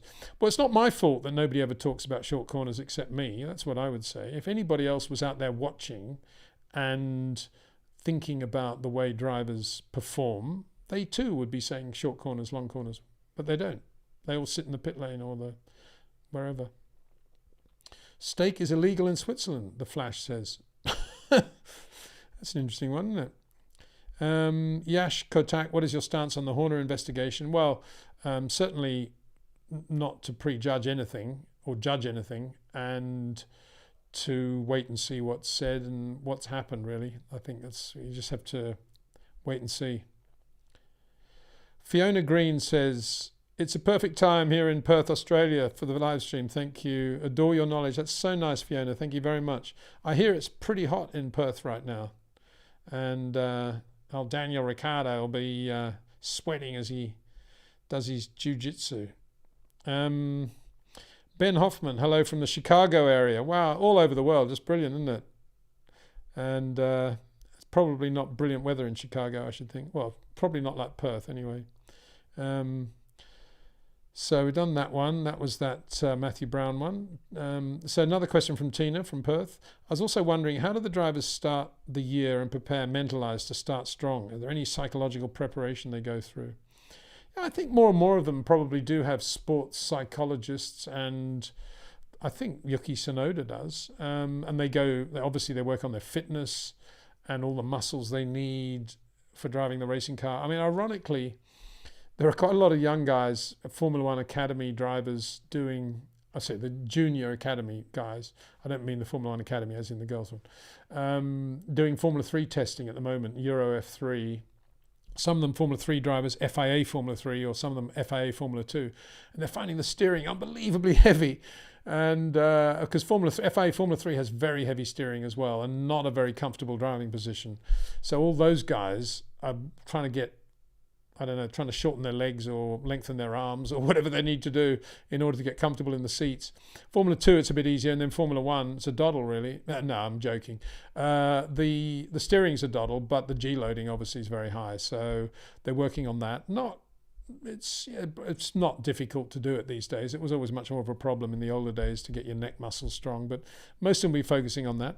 I doubt if any of them are focusing on how to improve their actual driving, i.e., if you're Lando Norris, how can I actually start doing what Max Verstappen does into corners? I don't think he thinks that way. I don't think any of them do. I think they all think, I'm very good and all I need is a really quick car and I'm very fit and I'll win every Grand Prix. I'm sure that's what they think. So, yeah, I'm being slightly cynical. In answer to your question, I think even if they're on holiday on the beach, they're always going to do something pretty energized at some point of the day, whether it's running or beach volleyball or whatever. They're going to be aerobic, they're going to be muscle building, and they're going to be working on endurance and mental. I think one thing that I've noticed with racing drivers, possibly other sports as well, but if you're doing like a 1 hour run on a beach, on a road or anywhere, or cycling, whatever, you try to imagine situations in a race where you are leading the race, there's 10 laps to go, your drink bottle failed on lap 1 and the front tyres have gone off and Charles Leclerc's catching you on a new set of tyres at half a second a lap and you're leading by 10 seconds. And you imagine that situation and you want to win that race by half a second and you just push yourself. Push, or you just continue to go through the pain barrier, whatever it is. And you bring that psychological picture into your mind as you're training. I think a lot of them probably do that. Rahum 14, your take on the Andretti rejection and if the timing of Lewis Hamilton's Ferrari announcement has anything to do with that. Well, it's odd, wasn't it, that they both came out at the same time. I don't think it has anything to do with, I don't think either of them are related in any way. Just pure coincidence in a relatively quiet winter of Formula One. Suddenly these explosive bits of news, followed by a third, the Christian Horner thing. So, yeah, I mean, my take on the Andretti rejection is that it is a disgrace. I think Formula One's missing a massive opportunity either to accept him and have that team in their racing as it should be, or even if there's a massive amount of pressure from the teams not to have him because they don't want to have less money, which of course is the case, Formula One should have nonetheless taken the Andretti name and all the hard work they've been doing, the 120 people they've been employing, and including Nick Chester designing the car, and using that as part of Formula One's framework going forward for a Formula One that will include Andretti, even if it's 2028, at least putting their arm around Andretti and helping him raise money and being a part of the show, even if he hasn't signed into the Concord Agreement. Why wouldn't you do that? Because Andretti is a unique name in Formula One. It's certainly a unique name in American motorsport as well. Formula One is trying to make as big an impression as it can in the United States. Mario Andretti is a living icon in every department of the sport, and we're rejecting that. I say Formula One is rejecting that. It just doesn't make sense to me at all. And there are many ways they could have got around and kept all the parties happy and done everything to the benefit of Formula One. And the way they put the press release out and the way the phraseology of the reasoning was just an insult to the Andrettis. And I think that's something that is inexcusable. This is from Bafokeng Mofokeng. Good name. Hi, Peter. Greetings from South Africa. Hi there. Another of my favourite countries. Lots of pre-season drama. What characters in modern-day Formula One management remind you of those from the past? I tell you what, this has nothing to do with Formula One, but whenever I listen to Donald Trump speaking, I think that's got to be Bernie. Bernie's written this script for him, hasn't he? Because he thinks exactly the same way as Bernie, or as Bernie thinks the same way as Donald Trump. I can never get it right, but it's one of the two. Anyway, yeah, let's think about it. I think, there's a bit of Max in Toto Wolff, probably. There's a bit of Frank Williams in Christian Horner, probably.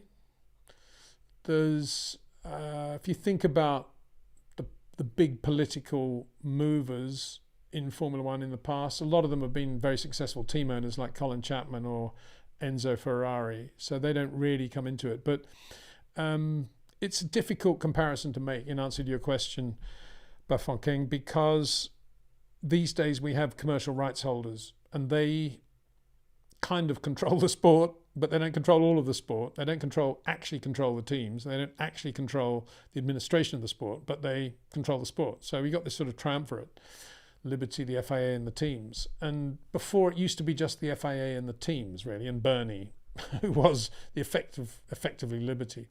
So it was kind of difficult to make a comparison of those days with today. I mean, Bernie had his assistants, and they were always difficult people. They were the guys charged with walking down the paddock to ensure that no motorhome was more than half an inch out of line, and if they were, the passes would be confiscated from the team for 3 races or something like that.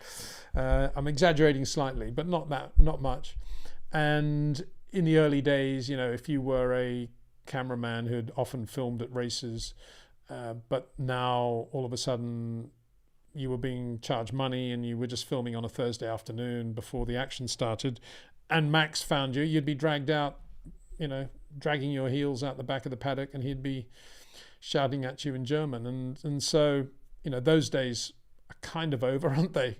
Sort of. But we have different sorts of politics today, and it's power politics based on international tensions and international goals as well. And the team owners are still basically the team owners. They still want to pay all their bills on a monthly basis. They've got a lot of money that they need to spend on a monthly basis. That money has to come in advance, and there's always a tension there as a result. That doesn't really answer your question. I don't think people like Bernie or Max, to be honest, will ever be replaced. But I think, I think there's quite a lot of Max in Toto, to be honest, if that kind of partly answers the question. M.A. Khan says, hi Peter, after reading Mark Hughes and your analysis, I watched Lewis at McLaren. You're right, he had short corners. However, at Mercedes, his style is definitely not the same, more geometric lines. Yeah, I pointed that out.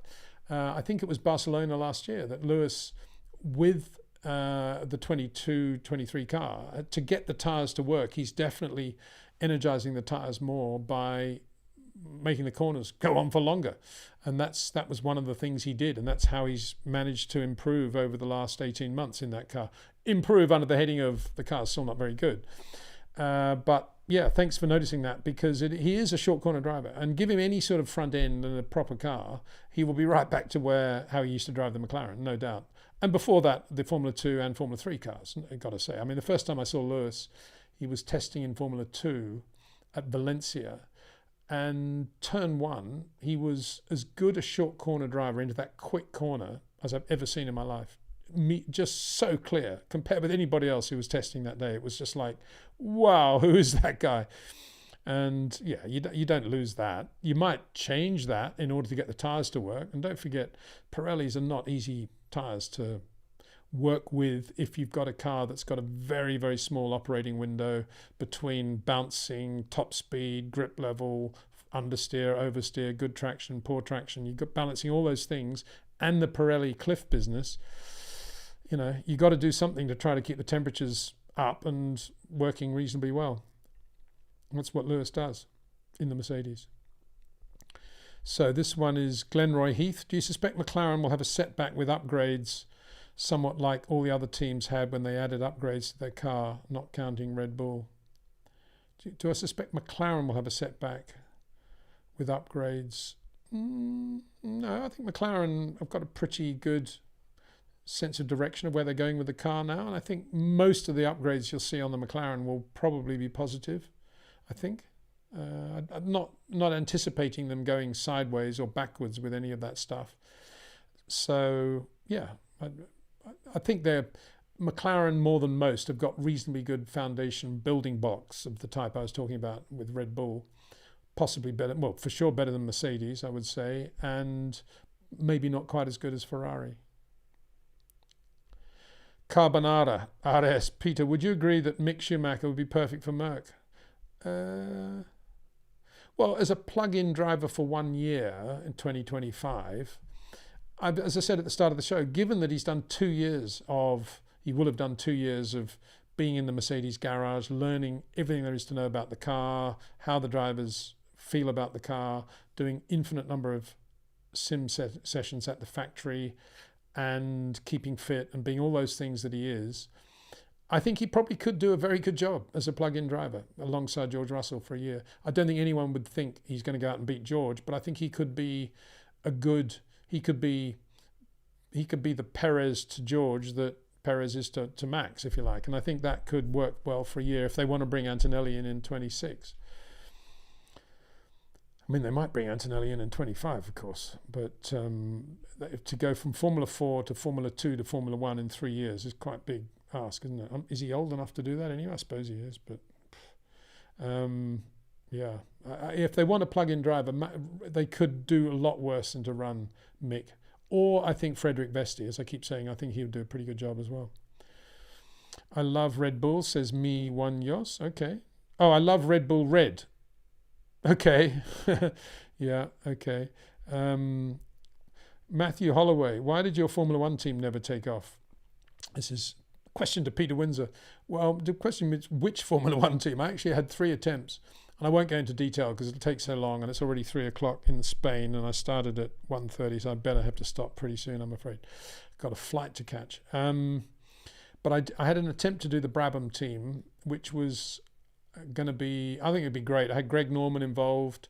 He was going to be the sort of honorary chairman, and he loved it all, and he was going to help us with sponsorship procurement based on playing with a lot of Fortune 500 guys in Pro-Ams on Thursdays before tournaments, and he was totally into that. And that got collapsed when Walter Brun, who I was doing the team with, sold all his shares in effect to Joachim Luthi, who then got arrested by the Swiss Banking Commission for the embezzlement of $120 million, I think it was. Daiichi Kango Bank. And that was the first one. The second one was Ikuzawa, which I did with Tetsuya Ikuzawa, a good Formula 3 driver, did a bit of Formula 2, Japanese driver, won quite a lot of races in Japan as well. Good guy, liked him a lot. And he really felt that there was a lot of potential to get Japanese companies into Formula 1 if we did a sort of Japanese branded team in the UK. So I did a lot of work on that. We got the point where we built a Buck chassis, and we had Gilles de Ferran and Kenny Brack as drivers, and that was all going well. And then basically the Japanese stock market collapsed, and Tetsu said, no, we can't do this anymore. It's not going to happen. And quite a lot of my technical people at that point went to Stewart Grand Prix, funnily enough, and were part of the success there when the car went quite well, and they of course won that European Grand Prix. And then the third one was the US one, which was based on doing a car in the United States in that little corridor from Charlotte down to Daytona, where there's some really good race shops, carbon, steel, whatever you wanted to have, that was all there. We could design and build a car very efficiently in the States and run it out of Europe, probably out of Spain. And that collapsed when Bernie and Max decided to do this whole ridiculous budget cap formula thing, because they're having a big fight with the current team owners about the Concord Agreement, and they decided to set up this sort of second championship, which was they used as a threat to all the big teams who didn't want to sign. Oh, this is the new championship we're going to endorse. But of course it was all nonsense, and it was all a mess. And in the end we were signed into the Concord Agreement and given 4 months to design and build a factory and a car and crash test the car and go racing. And if we didn't do it in 4 months, we had to give our entry away. That's basically what happened for Max, and that's why that didn't happen. So in all three cases, I'd say if I drew up a list of all the things that I thought could have gone wrong if I tried to do this operation, that list would never have included any of the things that actually did go wrong. So either I'm not very good at anticipating what could happen next, or the things that did happen were so from left field that nobody could have predicted them. Anyway, a lot more about that some point in the future. Okay. So somebody was saying steak is illegal in Switzerland. They're saying the Flash. Have you heard the news about Sauber today? This is from the Flash. Steak cannot be the name for legal reasons in Switzerland. Is that because it's gambling? And wow, that's a bit of a thing. I mean, it doesn't affect anything really, does it? But they have been banging on all winter about the dramatic new team name and everything else. So, yeah, I wonder if they call it Audi now. I doubt it. CRZ Tank. Hi, Peter. Where do you see Leclerc now that Lewis has signed? Vote of no confidence. Also, I don't know why, but the Horner case seems to me to be a hit job. Weird international headline for no real information. Yeah, I mean, the whole Christian thing. I mean, he always seems to be very conservative and very composed, doesn't he? So it's very difficult to imagine that it is anything other than a story that somebody's creating, but there is this investigation going on, so we do have to wait for the results of that. I think Leclerc will be quite calm with the whole Lewis storm arriving, paparazzi everywhere, helicopters, Learjets, the whole thing, and Charles will be there quiet doing his own deal and having his pasta with Jock Clear and getting on with it. Not that that's, I'm not being critical in any way. I'm just saying that's how I think Charles will approach it. He'll be ready for Lewis to be quick, ready for Lewis to be a guy that he has to beat. But at the same time, I think he'll be letting Lewis get on with it, and Charles will be staying in the shade. Casual Fan says, hi all. Hi there. John McLaren. So this is John McLaren. Hi, Peter. Watched your video the other day with Cameron. Yeah, I agree with your point regarding Zach Brown, except I get rid of Lando. Oscar ceiling seems higher. Yeah, well, the point is he can't get rid of Lando because he has actually signed him to this big contract, multi-year contract. And I'm not saying he doesn't have Oscar on a big contract as well, but it's a big, from Zach's point of view, and I don't know, he probably would disagree with this completely, but from Zach's point of view, if I was Zach, I would be thinking, I'm not going to get best from Lando on this long-term contract so long as I got Oscar in that other car, because he's very, very good, Oscar. And yes, I could keep Oscar, but I've just announced and signed Lando to this deal, and it seems, and I've been running him since he was in Formula 3, karting or whatever. He's the guy, he's the future. I mean, why wouldn't they have done that long-term deal with Lando if they didn't think that he was the future of McLaren? For Zach now to sell Lando to Mercedes would be it would be quite difficult for him to do that PR-wise, actually, because he's just signed him as the long-term future of McLaren. Whereas Oscar, there's a little bit more leeway to say, well, yeah, it's a bit dodgy how, he suddenly came from Alpine and he's very good, but we're great guys. We're going to release him to Mercedes. And I must admit, I got an ulterior motive here as well, because I'd love to see how Alex Palou would go if he was in a proper situation. He was actually racing. I think he'd go really well. I think he's really good. So there we go. Peter Carroll Krause says, CRZ Tank, Leclerc got 55 million a year contract. Well, yeah, I heard that. My understanding that Lewis is on 60 at Mercedes, and he's on north of that at Ferrari, and which is say 70, as I said before. And I think Charles is on exactly the same money, and I think Nicholas Todd has ensured that. So I think it's more than that. But of course, it may be this retainer plus that amount of space on your overalls or helmet for personal deals and stuff. So all those numbers have to be taken with a slight pinch of salt. Dean Weltner says, Andretti and General Motors to buy V-Carb and RB powertrains, Newey and Max to follow. Yeah, well, that would be an interesting one, wouldn't it? Yeah, now who's calling the shots? Good one. The Flash. Okay, so just repeating the Sauber thing. It's the Flash name has now vanished from the official Sauber site. Oh, that's interesting. Let's have a look at the Sauber site. So what are they calling it? No. mean, it's got some very silly names, haven't we? All this Cash App business. And what's that all about? Visa Cash App. Where are we? Wikipedia. No, we don't want that. We want the website. Where is it? Just carry on. Do your thing while I have a look at the Sauber official. Here we are. Sauber Motorsport. No, it's all eSport. Corporate. No. I don't know. I can't find it. It's typical, isn't it? You think it'd be easy, wouldn't it? Sauber F1. Anyway, I'll take your word for it. No longer flash. No longer stake. Bit of a silly name anyway, stake, wasn't it? Yeah. Berg FC, hello Peter, do you think more teams will change their beam wing in similar way as Red Bull? Well, yes, I do. And let's watch this space, because we're going to do some videos with Scarbs as the proper team, the big teams come out with their new cars, so we'll see what happens there.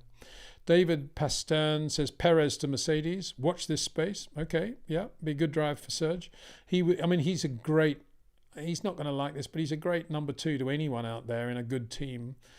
And it's not really number 2. He's a great other driver, is the way it should be presented, who can win races and can do a lot of the good work and the background of the team and the car, who isn't a Charles or a Lewis or a Max, but he's the sort of guy you want in the other car. And so in theory, Mercedes should be thinking about him alongside George. But the question is George a Charles, a Lewis and a Max, who therefore deserves having a Perez in the other car? Or would Perez be very near George, and would you have a lot of sort of weird infighting going on? I think it could be the latter, to be honest. But so, I'm not sure Mercedes would want to cramp George's style with somebody as quick as Perez. That's the way I would see that. Donnie Platt, good morning from the US. Morning, Donnie.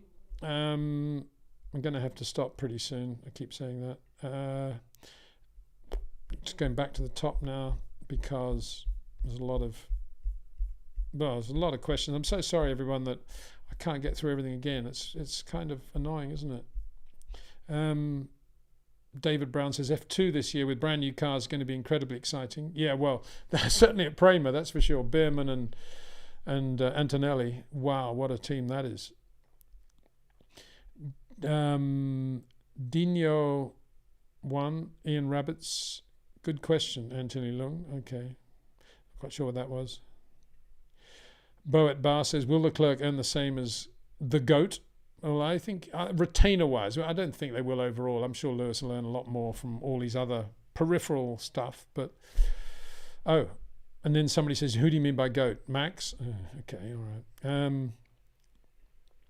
So, here's another one. Michael Lawless, very good point. No one has mentioned Liam Lawson. Can he benefit from the musical chairs brought out by the Red Bull AT contract? Yes, I do think he will be seen in something very soon, and I really rate Liam Lawson. And I'd love to see him in Formula One sooner rather than later. I know we've had him already, very impressed with him, and I'm sure Red Bull are as well. So if you were Toto, you might think about Liam as well. You might, you probably wouldn't because he's Red Bull, but he's definitely good enough to be in a Formula One car doing a great job. Brandon, there's another super chat. Thank you very much. Would Ferrari keep Lewis beyond 26 if he does well? Oh yeah, for sure. If Lewis wants to keep racing, I think that's the point. Lewis, here's our new electric Ferrari. What do you think? No, I'm going back to wherever. No, he might. I mean, depends how much he's enjoying life and how things have gone. But imagine if Lewis wins the championship in 25, or he's won 7 races or something. There's no way he's going to leave Formula One. No chance. But it is a different Formula One, isn't it? It's going to be 50% electrification. Don't know what that's like. So this is Premislo Blazczyk. Peter, could you tell us your opinion about Andretti? Well, I think it's inexcusably poor that not only that their application has been rejected, but it was rejected in the way it was, with the wording and the press release and everything else. I think it was disgusting. Andretti in general, I'm a massive fan in every dimension. I think Mario is a class human being, let alone a class racing driver of 5-star standing. I think Michael's done an amazing job as a team owner over the years in various categories in which he's raced. And he wasn't a bad racing driver either. He was very good at IndyCar and had Ayrton Senna to beat in Formula One in the 1 year he did, but didn't do well, but then it did about as well as you would have expected, actually. I was not disappointed with him, but I didn't have great expectations either. So, yeah, got a massive amount of time for the family Andretti and everything Nazareth, Pennsylvania. I've got a blue beanie with the N on it from Nazareth. I've got the head thing with the Nazareth thing. I'm just into Nazareth, Pennsylvania, you know, what can I say? All because of Mario, and I think it's terrible the way it's been handled. I was saying, this is from LGH Jotma. Hey Peter, congrats on your scoop about Albon going to Red Bull 25. Several media quoted you. Do you value having these scoops as a journalist? Well, I don't think about it as a scoop. And actually, I did actually say beforehand that this isn't 100%. I said, I have heard that he has been offered a 3-year deal by Red Bull. And so I'm not saying he's going there for sure. And so I was just saying it in passing in response to somebody else saying, did Albon have a future at Mercedes potentially? And I said, well, I'd be surprised because I think he's been offered a 3-year deal by Red Bull. That's what I said. So yeah, I don't sit down thinking, oh, I've got a scoop here. I never have been. Even when I was at Autocar and I was writing the sport column every week, I wasn't really out for scoops. I've always in my journalistic brain, I always try to think about why things are happening, and I think about the people as much as breaking news. I think the one big bit of news I had as a kid, well, in that time, was I think I was the first guy to say that the new Porsche engine in Formula One was going to be sponsored by TAG. I don't think anybody else had that story. That's about the only one I've ever had, really.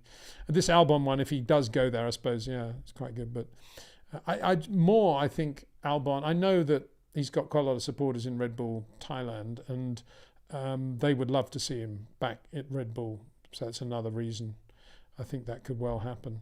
But if it doesn't, I didn't say 100% that it would.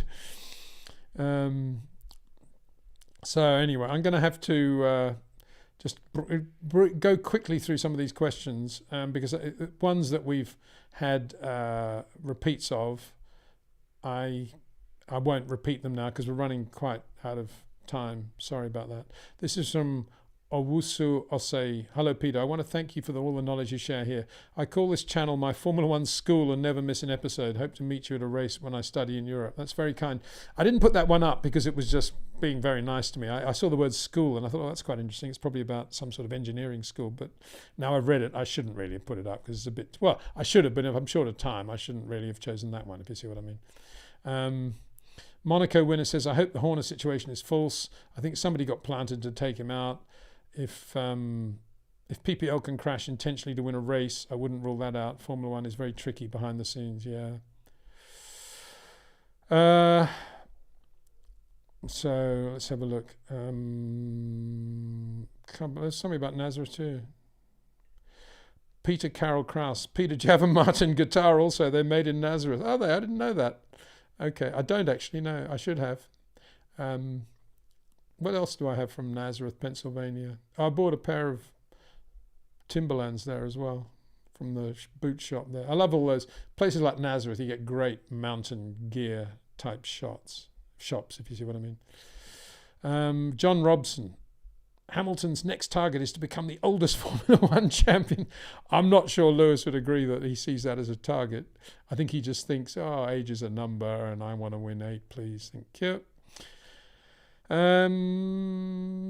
Shav says, I can't imagine Lewis winning another championship, fighting Max with Charles taking points away from him. Ferrari would need to have a hugely fast car versus the grid, so Lewis only has to fight Charles. Yeah, well, you're probably right, but we can all daydream, can't we? Come on. Dietmar's suggestion, Lando or Oscar to Mercedes. Fred Vesti and a sack of money to McLaren, maybe. Maybe. I don't think Fred Vesti's got a sack of money, though. He works unbelievably hard, as does his manager, Dorte, to raise money in his home country of Denmark. And he does very well. But, to get an F2 budget was not easy. I can't imagine he's got sort of Marcus Ericsson type money to take to an F1 team. He's still going to need to be there on merit. So, yeah, Phil Caddick Phil Kakid 56. Why is no one talking about Frederick Vesti at Mercedes? Well, I am. So thank you very much for also. Midas Rashid. Peter, I'm curious about being a watch person. What work do you do for Rolex at races? Okay. I'm in their suite at the races, basically basically entertaining, if that's the right word, comparing the weekend for the guests there and talking through what is happening on a closed circuit audio system based on the world feed and what we can see in front of us in the suite, which is usually the pit lane and the start finish line. And yeah, just working with Rolex, dinners, and just generally being a part of that wonderful company's sponsorship of Formula One. I say all that because it is a great company and they do a great job in Formula One, I think. And it's a difficult world these days for timepieces because virtually every team has its own watch deal. And whereas in the past, a Rolex dealer could present, say, the pole winner of Monaco with a Rolex, which they did. Nowadays, you can't do that because there are too many other watch deals going on. And it was I think I made this point a couple of years ago. And it's to Carlos Sainz's benefit. So any Carlos Sainz fans out there, listen to this story. This was a Rolex function on the Monaco Yacht Club, which is that beautiful building, Norman Foster design building in the harbour that looks like a yacht by the chicane. Massive, great thing. And Rolex organised a pre-Grand Prix party a couple of years ago when Carlos was still at AlphaTauri, was still at Toro Rosso, and it was open to all Grand Prix drivers, all Formula One people. The Prince was there and other dignitaries, and it was basically just to say, thank you to Monaco, really. I think Formula One was to say thank you to Monaco for this thing we have. And the only driver that turned up was Carlos Sainz. And I thought, wow, that's quite impressive that he has turned up. It shows there's a lot more to Carlos than, just being a racing driver. And here's Deepak Mithodi with a perfect segue saying, I've got to do it again. Why is Sainz being overlooked? He's a great racer and a fantastic strategist as well. Well, there you go.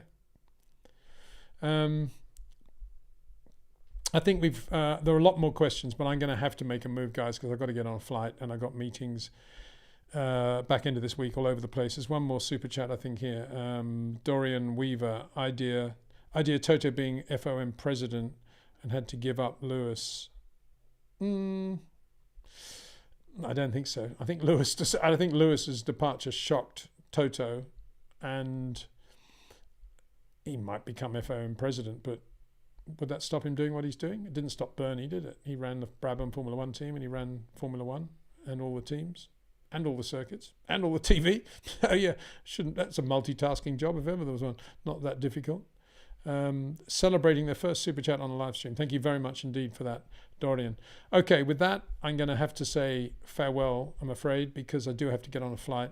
And there are a few issues here in Spain because there's a farmers' strike on at the moment, and they tend to drive beautiful tractors into the middle of the freeway for 6 hours and stop everybody. And I'm hoping that, of course, my trip isn't interrupted.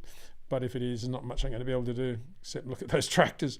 So thank you very much, everyone, for watching. And I'll be back again next week at some point. Not exactly sure when. Got a lot going on at the moment, but there will be new cars coming out. And as I say, we'll be looking at those in a little bit more detail as we go further up the grid with those cars. In the meantime, thanks for watching. Thanks for your questions and comments.